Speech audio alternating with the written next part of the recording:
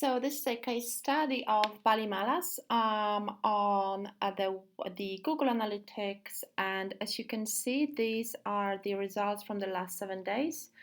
They improve in traffic, improve in revenue by 226%, improve in conversion rate to almost 3%.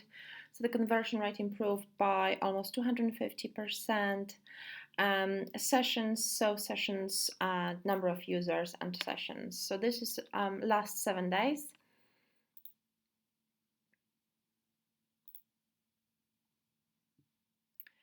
And these are last 90 days. This particular business has been with me for 7 weeks.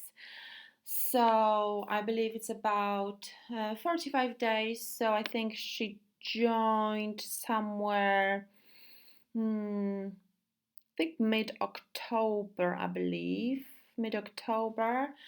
And now it's end of November. So the traffic improves gradually, as you can see.